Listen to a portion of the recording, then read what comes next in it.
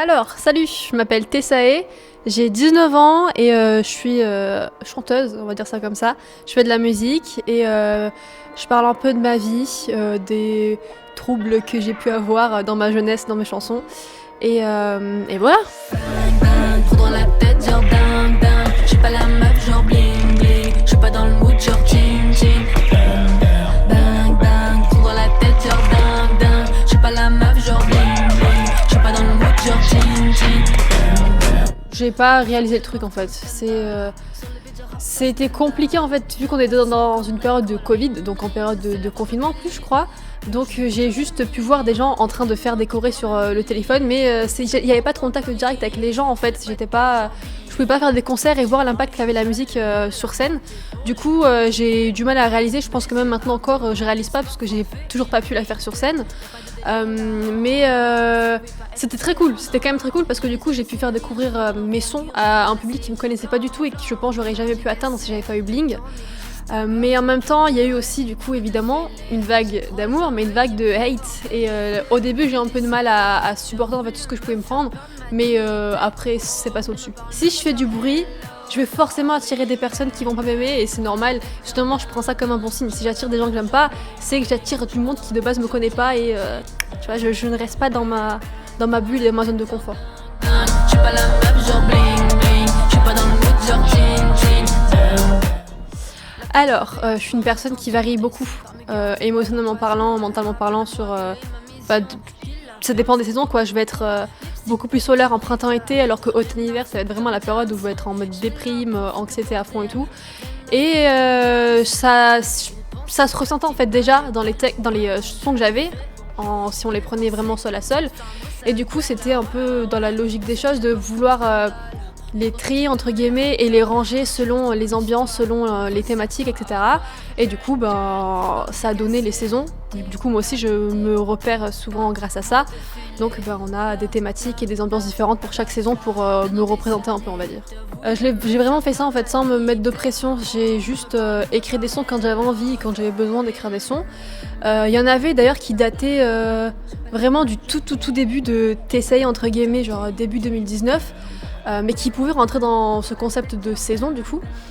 C'était vraiment juste dès que je voulais j'écrivais un son et si pour moi il rentrait en fait dans les attentes que j'avais pour cette mixtape là, je l'utilisais pour la mixtape.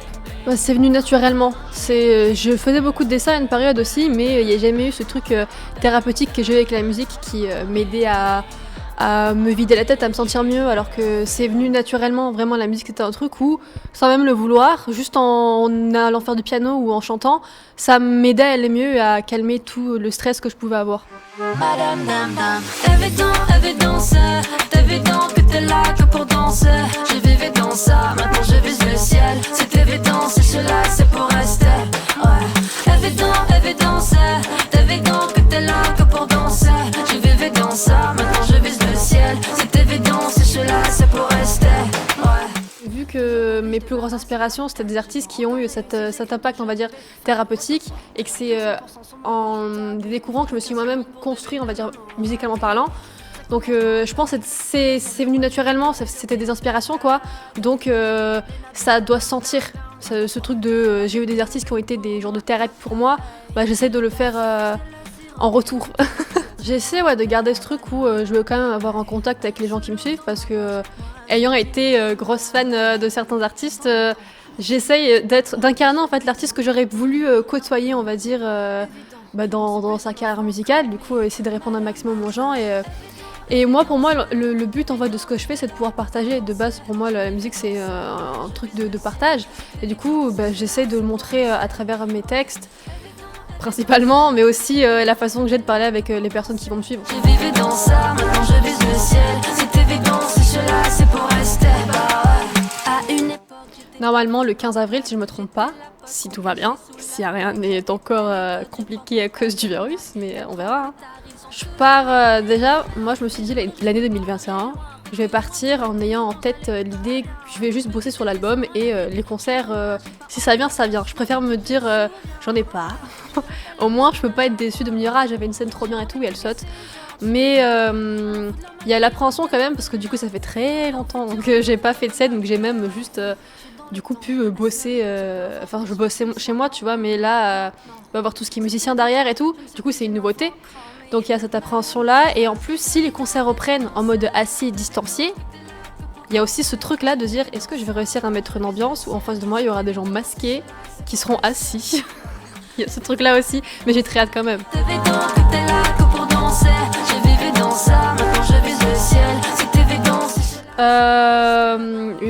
Une bonne écriture d'album, on va dire ça comme ça. Moi j'arrête pas. Là j'ai fini, on a fait saison, ça y est. Moi je pars directement sur trouver le fil conducteur d'album et je vais écrire là-dessus. Hein.